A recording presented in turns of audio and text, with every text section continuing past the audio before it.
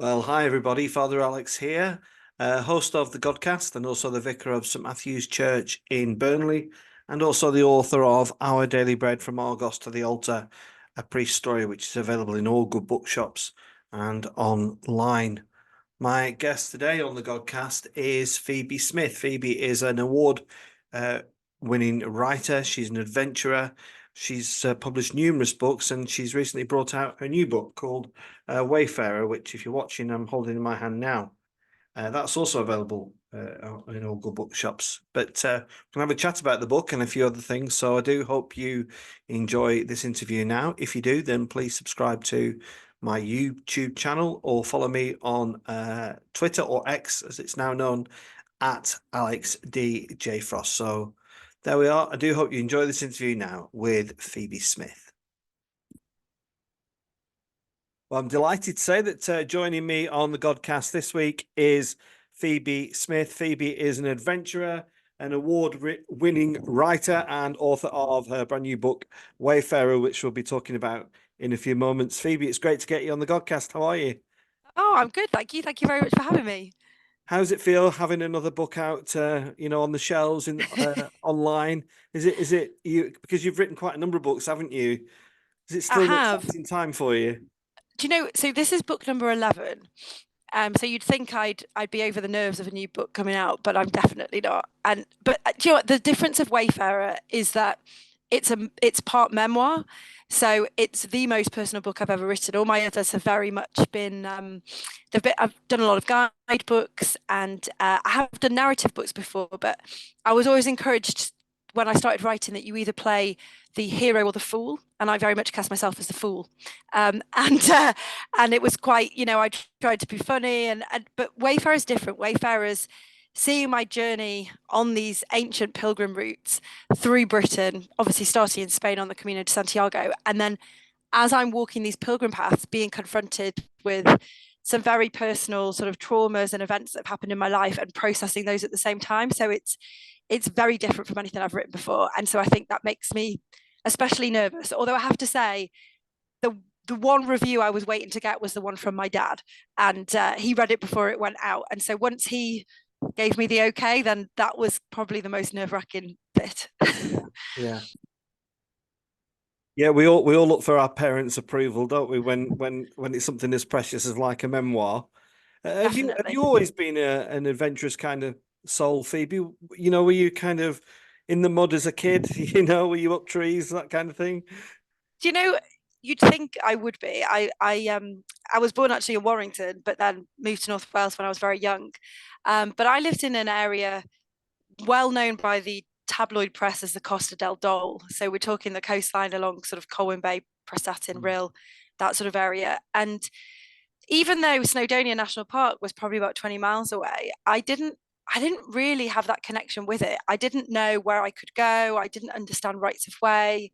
I didn't have the kit. It was very expensive to buy. Now we've seen the proliferation of much cheaper gear, but back then, it felt like other people did that, and it wasn't my world. And as a girl as well, it was, I wanted to join the Scouts, but back then Scouts were allowed to choose whether or not they had boys and girls, or just boys. And the one where I was, it was just boys. So I really didn't get into the outdoors till I was much older, and actually went traveling and had this moment when I was in Australia and I was on a working holiday visa. And I remember touring around various parts of Australia and thinking, how come I'm doing this here and people are showing me things that aren't that old? And yet there's so much in my own country and so much amazing landscapes in my own country. And it was coming back after that, sort of in my early 20s, that I started to learn about wild camping and started to push myself with long walks and realize that I could be an adventurer and I could do these incredible things. And yeah, it took me going to the other side of the world to realize what I had on my own doorstep. Yeah, I'm not sure people would give the title adventurer professional occupation. So what were you doing in the real world while this was all going on, Phoebe? Were you kind of plowing your furrow in academia or business? What was your background? So I got a job on a local newspaper. So I was a chief reporter on a local newspaper in North Wales, and I was in charge of doing the supplement as well, which was kind of a lifestyle supplement. And I would kind of found a way to combine what I loved, what I wanted to do, which was go and find adventures, with my job. So I would go and try something adventurous and then write about it for the newspaper. So in North Wales, I managed to drive a Hagland, which is an all-terrain vehicle they often use in the Arctic or the Antarctic. I managed to go and explore an abandoned the former Denby Mental Institute. Managed to go and explore that. I went in a hot air balloon with a guy who just passed his test. So I managed to bring that into my career. And then from there, I went on and worked for an outdoor magazine called Trail. And then obviously kind of cut my teeth with getting my skills to be in the outdoors and wilderness and navigate on my own.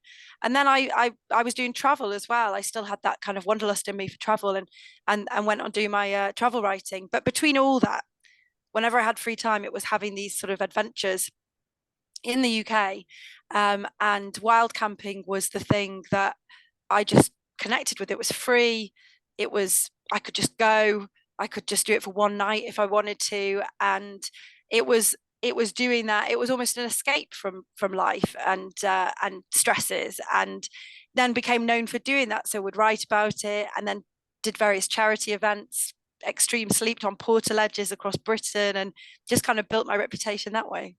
Can you remember the first adventure you had that really left its mark on you? You know, I mean, mine was a terrible one. It was with the Cubs, where I had a big hole in my wellers and went home crying, but that was for the wrong reasons. But you know, but what was the experience for you that you thought, wow, this is for me? It was, it was my first solo wild camp. And I went back to North Wales. I was working sort of in the Midlands at the time, for Bauer Media, writing for Trail magazine, and I wanted to do a solo wild camp, and they said to me, "Oh, well, you can't really do it on your own; it's too dangerous." And I said, "No, it's not. You've let a male writer go and do it on his own." And they're like, "No, it'd be different for you." And I'm quite a stubborn person, so that's like a red rag to a bull to me. So I went and did it, and it was everything went wrong. Like, I thought it was going to be really bad weather, so I packed all this warm weather gear and waterproofs, and then it was suddenly a freak kind of heat came in, and I got sunburnt. I got eaten alive by midges. I got ticks on me. I ran out of water in the middle of my second day and had to boil water from a stream, and then it was so hot I couldn't drink it. So much went wrong. But I remember the great thing was finding that camp spot and being on my own in the middle of the mountains and feeling like it was all just for me, and hearing the wildlife and seeing the stars. And then the second moment was getting back to my car afterwards and catching sight of my sunburned, midge bitten face in the rearview mirror, and thinking that even though I'd never looked less glamorous, I'd never looked so good, because I was just exuding confidence and passion, and just felt amazing. And I thought, if I could bottle this feeling and sell it, I would be a millionaire. I couldn't. So instead, it was about writing about it and telling people about it.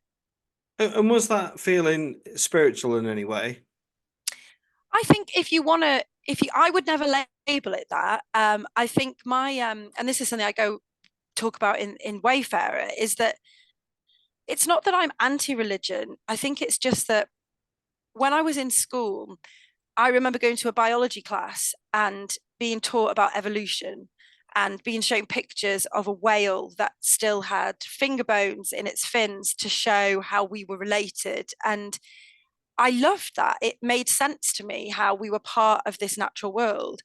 And then I went to my RE lesson, and the Reverend Cook basically was talking about Genesis.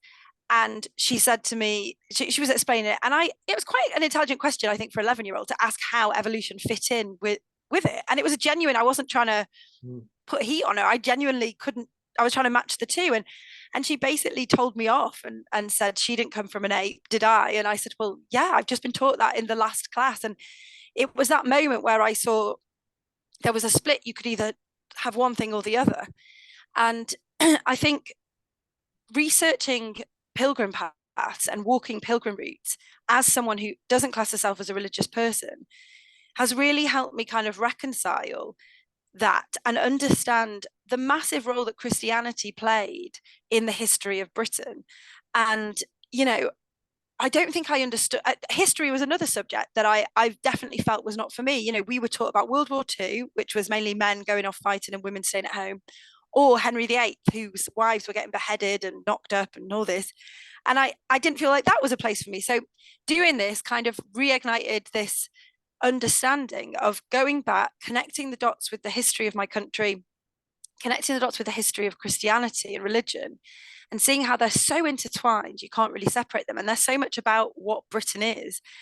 And then by doing that, I helped connect the dots of my own personal history, which is what I do in the memoir, and kind of reconcile those as well and understand why leaving home at 16 under a cloud, having a bad relationship with parents, losing my mum at 19 to cancer, then going into toxic relationships after another, why that all happened. And I think you could say being in the outdoors and nature is a spiritual experience. I think in the UK we kind of shy away from anything that's to do with religion, and pilgrim paths were such a big part, and pilgrimage was such a big part of our lives before Henry VIII, again, he comes up into everything, before he banned them. And everyone could do a pilgrimage, all walks of life. You had the very rich and you had the very poor, and they would all still go on a pilgrimage. And it was very much accepted that you could take time out from your lives that were often very hard to go on this pilgrimage. And along the way, you met new people, you heard new ideas, you shared thoughts, you shared bread with people, people looked out for one another. And you had that sense of that time away to make meaning. And so by banning pilgrimage when 400 years ago, by Henry VIII doing that, he stopped us all being allowed to take that time out to make sense of things and to make meaning. And walking these pilgrim routes in particular versus my other adventures that have been very much just about solo adventures, climbing mountains, getting into the wilderness, pilgrimage reconnected me with people.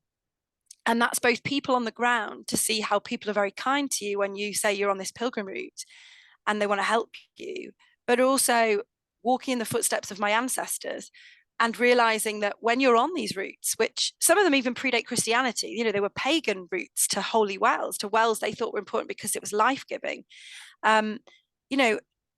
You're never really alone that way, because you're always walking with someone from the past. And I found this great connection with people from my past who were walking these exact same trails to try and make meaning, which is exactly what I was trying to do. Well, do you know what, Phoebe? I think you should be an RE teacher, because I think that's quite profound. I think because you actually highlighted there why lots of people turned off or turn off from religion, because somebody says, if you don't believe this, then get out of here. Yeah. But then you've also talked about I really like what you talked about, walking in the way of other people, and I feel that as a priest, being, I don't know what number priest I'm at St Matthew's, where I'm the vicar, but I definitely feel that responsibility and the awe and wonder of, I'm probably not as good as what's gone before me, and all that. But also, I think there's the connection to the outside of what it does. And connecting that with history as well. I've not been a lifelong Christian, and one of the pieces in the Bible I really like is the 23rd Psalm, as I walk through the valley of the shadow of death. And one of the joys of that was I went on pilgrimage to the Holy Land, and I stood where it was believed that was where it was about. And that had a really profound, that continues to have a profound effect on me. It's like, okay, the whole thing might not be exact. I might not be stood in exactly where it happened, but I'm somewhere near. And I don't know whether that's just spiritual or whether that's just a lovely warm feeling. I'm not quite sure, but it's significant. It is. And so my book starts on the Camino de Santiago, so arguably the most famous pilgrim route in Western Europe. And it starts with me being sent as a journalist, as a travel writer, to report on how to fit in doing the Camino within a week of annual leave. And I went there very much, before I'd walked any other pilgrim path, very much with the angle of, I'm just doing this because it's a nice long walk in the outdoors. But it was only on the way interviewing other pilgrims and hearing their stories and realizing that every single person had a they were all coming from very different places, very different countries, but they all had similar stories of reaching a point where they just didn't know what to do next. And, there was a father-daughter who the mum had recently died. There was a woman whose house had burnt down and she'd lost everything. There were divorcees. There were people who couldn't get into college or go and do the university course they wanted. And I found this just so incredible that it was bringing everyone together on this route. And I mean, that's the part of Christianity that I do love, this idea of being good to other people, welcoming people, helping people, going on a long walk, but when I reached the end in the Santiago de Compostela in the cathedral, and they have, and I'm not sure if you've been, but they have the Botafumero that flies through the air and the incense expels, this great moment that to a lot of the pilgrimages then, a lot of the pilgrims, sorry, it's this wonderfully joyous occasion where everything suddenly is come together and they're about to embark on something new. But for me, it wasn't any of those things. For me, it made me realize I've completely lost my way. I'm in a relationship I'm not happy with. I'm in a job I'm not happy with. And I've got to change something, which kickstarted then my journey on British pilgrim paths. And just recently, I went back to the Camino de Santiago just 2 weeks ago, and I took a friend with me and we did the Camino Portuguese. So the first time I did the Camino Francis, we did the Camino Portuguese and we started in Tui and walked up from there. So again, still the last 100k. And I also do a podcast called Wonder Woman, and I sort of mention it now. And it was wonderful doing it again in a very different headspace, because that's the thing about pilgrimages. They're never the same pilgrimage twice, because your headspace or the time of year, all these things make it a very different experience. And pilgrimages, again, there's never always one route. There's many routes, a lot like life. There's so many routes to get to that same end goal. And something happened to me on this time. Something always happens in Santiago de Compostela. And I got to the square. So there's a big square where all the pilgrims arrive to when they've completed it. No matter where they've come from, it's this square right next to this beautiful Portico de Gloria. And I was there, and then I got speaking to a woman who worked in the hotel, and she told me something. She said, you know how all the pilgrims meet here? Well, this actually is not where all the pilgrims used to meet back in the day. This is actually the back end of the cathedral. They used to meet at the other side, and they would go in, have the mass, have the Botafumero, and then these two doors would open. The town hall that's currently in front of it wasn't there, and they'd open at the end of mass to see the sun setting over the hills in front of them of Galicia. And she said, and it was symbolic of the doors opening onto their new life after they've gone through this experience. And I said, I find that really wonderful that everyone arrives in that square now thinking it's an ending, whereas actually what the end of a pilgrimage represents is a beginning. And to me, there's a huge comfort in that. Yeah. I was going to ask you, you set it up nicely. You said you walked the pilgrim with your friend on the second time. Do you have a preference, Phoebe, of being alone, walking in solitude, or with groups? And also, do you think there's something? Do you prefer walking for yourself or walking for others? I asked that question. I did the Three Peaks Challenge some years ago, and I hated it, if I'm being really honest. We raised lots of money for charity, but it was a slog for me. Yeah. When I finished, I was so exhausted. And personally, I love walking in solitude, for long distances. What's your thoughts? So I do love walking by myself. I do find when we walk on our own, we're not distracted by the small talk that often happens when you're walking with other people, be it a friend or just a group that you've gone walking with. And you notice a lot more, you smell things, you hear things, you're very aware of things. Funnily enough, in the book I talk about it, I go on a silent pilgrimage with a group. And we walked to where we're going to Chichester Cathedral it was just a micro pilgrimage, a day thing, started in a village in this church and walked. And it was the first time I've walked with a group, but no one's talking. And, everyone absolutely loved it, because I suppose they felt the solidarity of people and being able to follow someone and know where we were all going. But there wasn't the pressure, which there sometimes is, to kind of talk and make conversation. And actually everyone said, we noticed the birds, and we noticed the bird song changing from when we started started in the countryside, we could hear, we could hear the robins, we could hear the blue tits. And then as we got closer to Chichester, which is obviously by the water, we could hear the seagulls. And we really appreciated that. And we could hear how the sound of the wind rushing through the tree leaves was very similar to the sound of waves on the beach. And, everyone just noticed things a lot more. So I do love solo walking, and I feel like it's necessary. I have to do a certain amount of solo walking every week even. But I also, through pilgrimage again, which is a very different type of walk than, say, doing the Three Peaks, which is, like you said, for me, it's too fast. Doing the Three Peaks challenge is too fast. I've done it, but I've done it over 3 nights and slept on the top of each one. That's my kind of Three Peaks. But going with a group of people, it does, like I said, it does reconnect you with others. And I think what I realized on my pilgrim routes, which a lot of them in the book I am alone, but some are with people, is I realized I'd almost become almost pathologically self-reliant, to the point where I forgot that actually, connections with other people is what makes us human and can really help us through some difficult times. And we have to be open to that. So it doesn't mean I've got rid of my love of solo walking and being somewhere on my own, but I do now understand that walking with others can also be joyous in a very different way. Yeah, it's so interesting listening to you talk. I mean, I had quite a few struggles to being ordained, a lot of setbacks, and I think this was kind of like 10, 15 years ago, where I'd kind of really discovered walking in a different way. I was asked to go away and think about things, and I did that through walking with my dogs, and I just saw things that I never saw before. I saw the seasons changing before my very eyes, and buds appearing on branches, and now I don't miss these things.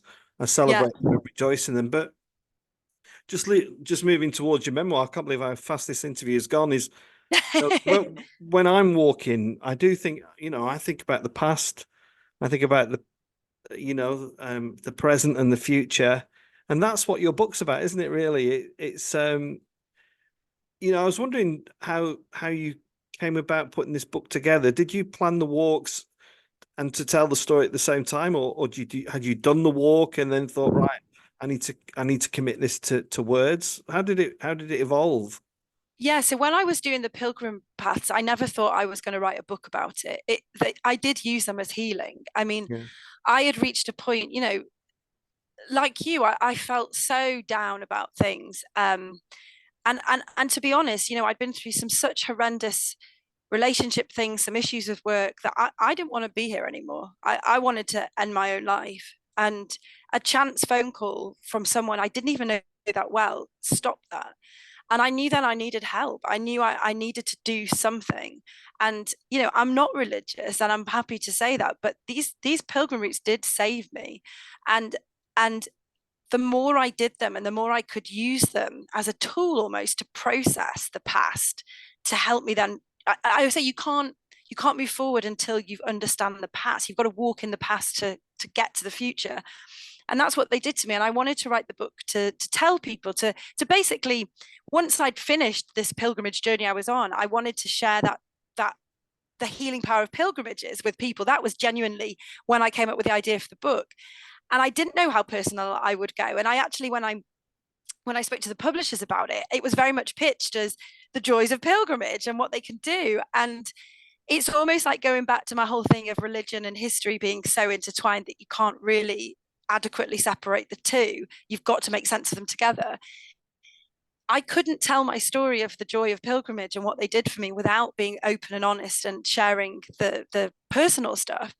And so doing the pilgrim walks was cathartic, but then writing the book was actually very cathartic too. And it was like turning on a tap, these things just kept coming out. And I remember as I was typing thinking, am I really going to share these things? But I just went with it, and I just kind of put it all out there, and then obviously edited some of it back and did that. But no, I never intended it to be. And I remember sending it to the publishers and saying, I know this isn't quite what I said it would be, but I do think this is an important book.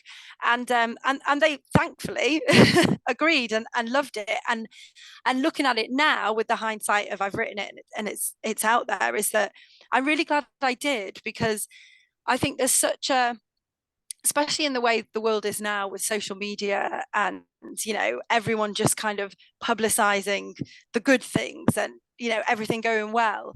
And so many people had said to me, oh, your career's really well, you have it all, everything's going. And I was like, but I really don't. There's so much going on behind it. And by opening myself up and being honest, I was freed by it. I was freed by the past and the things that were stressing me out, that were worrying me, that I thought would come out. And now I feel I can move forward.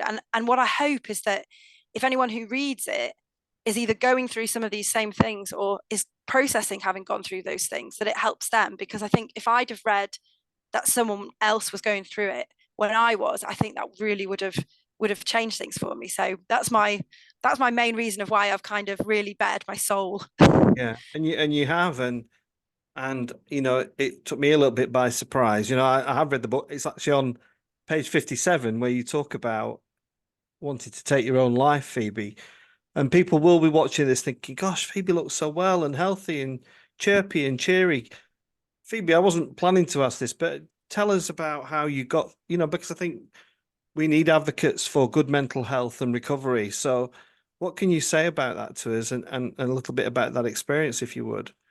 Yeah, sure. So like I said in the book, I went into the woods. I had sleeping pills, had some whiskey, was about to end it all. Couldn't bear it anymore.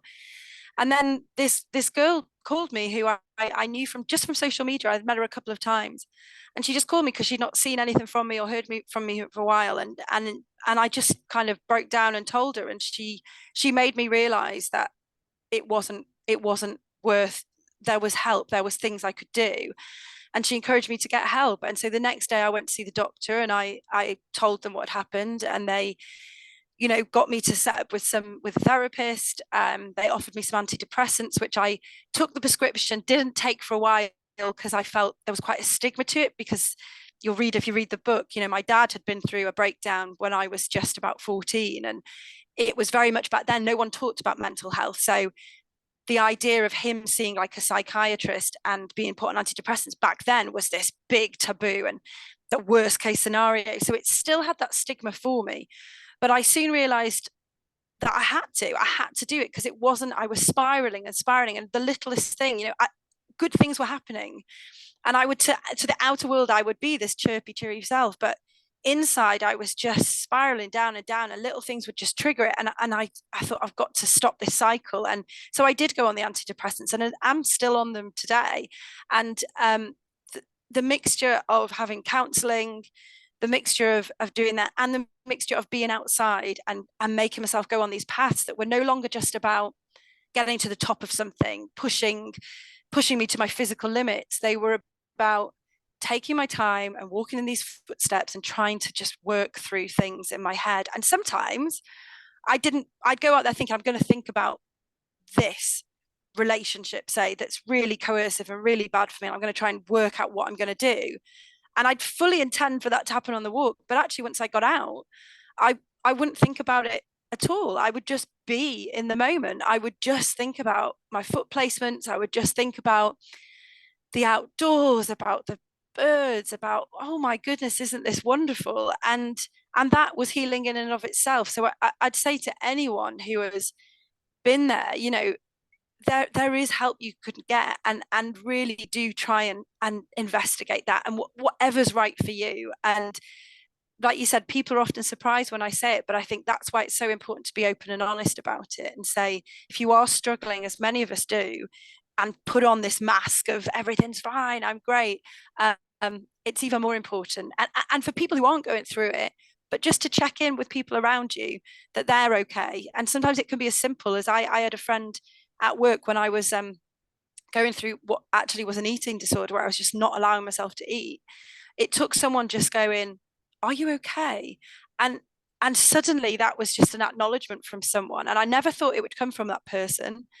But I needed to hear it. And sometimes those little words of "are you okay" can make a massive difference to someone. Yeah, I'm really grateful for you saying that, Phoebe. And if it's any additional help, I'm somebody who's received counselling support as well. I'm not afraid to say it, and I've reaped the benefits of it and feel much better for it. So, Phoebe, I've loved chatting to you. Just want to something else that struck me is your you co-founded the charity, didn't you? The WE2 Foundation. This sounds fabulous. I mean, can we in the context where we are in Burnley, we have some very deprived families that we are dealing with, and some of them haven't even left Burnley on a bus. Some of them No. just haven't been to the theatre. They haven't been to the seaside, and so just tell us a bit about this project, would you, Phoebe, please? Yeah, of course. So yeah, it's the WE2 Foundation, and I co-founded it with my friend Dwayne Fields, who is also an adventurer. And his story was he was born in Jamaica and then came over and lived in Hackney, central London, didn't get involved with gangs, but obviously gang crime was there. He ended up getting stabbed. Someone pulled a gun on him, and he realized that he could easily go down the wrong path. And it was the outdoors. Funny enough, it was the Three Peaks that kind of turned things around for him and made him reignite a love into the outdoors. You've heard my story of growing up where I did on the Costa del Dole, and experiences were very limited there. So when we came together and realized for very different reasons, we'd had we'd hit that same glass ceiling and experiences had been limiting. We were like, we don't want to pull the ladder up behind us. We want to put it down and get more people up here. So that was the WE2, the double meaning of two of us, the WE2, but also WE2, everyone deserve a place to be up here. And so we fundraised for it to kickstart it. We walked the length of mainland Britain over 40 nights from the northernmost point to the southernmost point, about 838 miles over winter, over Christmas, and pulled all our stuff in sleds. And that kickstarted enough funding for us then to, in 2022, we took our first group of young people from across Britain to Antarctica. And before they went, what we did was we worked with them that they could pay it forward by doing an environmental good deed in their local community. So the idea was that by someone from some of these most deprived areas being able to come on this experience of a lifetime, their whole community would somehow benefit. So we had them doing rewilding, litter picking. We had them doing, one of them did a clothing swap with people because they couldn't afford to buy new clothes. So swap clothes, and all you have to do to pay is to give an environmental good deed, like I'm going to recycle more or this sort of thing, or I'm going to take the bus more, I'm not going to go in the car. And it's so wonderful working with our young people, and we're currently looking for nominations for the next trip, which we go in October to take another 10 to the Galapagos. Our whole thing is going in the footsteps of famous explorers who were from very privileged backgrounds to kind of change that dynamic, change that face of adventure. And so we work with 16 to 19-year-olds.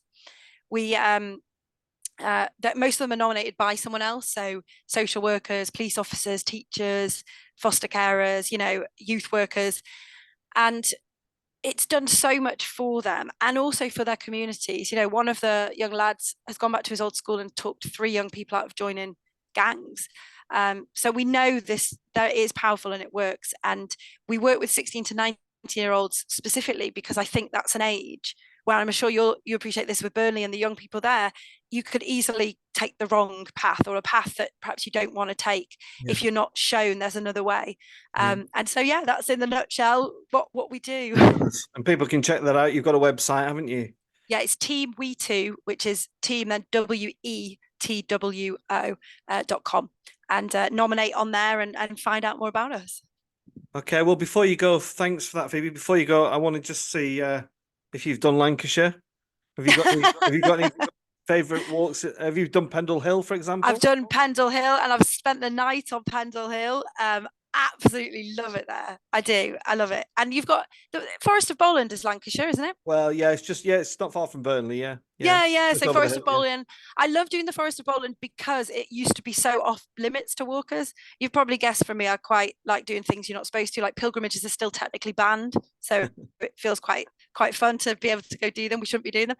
I love it there. I love the UK. I think that's what all my adventures have shown me, and I still travel around the world for my job as a travel writer, but I still love coming home, and I think we've got some incredible landscapes, and it's about getting more people into them and helping improve access for people like your young people in Burnley to be able to see it and experience it, and give them the tools, the knowledge, the kit that they need to be able to do it. Yeah, I couldn't agree more. We have a camper van. We're headed over to North Wales in a few weeks to do some of the North Wales pilgrimage trail. So I'm quite excited about that. So that's going to be fab. You'll love it. It's incredible. Yeah, I'm really looking forward to it. So here's the book again, Wayfarer. It's with our friends at Harper North. I've got my book here. We're with the same publisher, Phoebe. There's my book. Amazing. Our Daily Congratulations. Bread. So double plug. Thanks ever so much for coming on the Godcast. Thank you so much. It's been a a real pleasure to talk to you. And thanks for everybody for watching. And just go and check out the YouTube channel. There's hundreds of interviews with celebrities, explorers, comedians, writers, everybody. So Phoebe, thanks again. Thanks for coming on the Godcast. Thank you. Thank you for having me.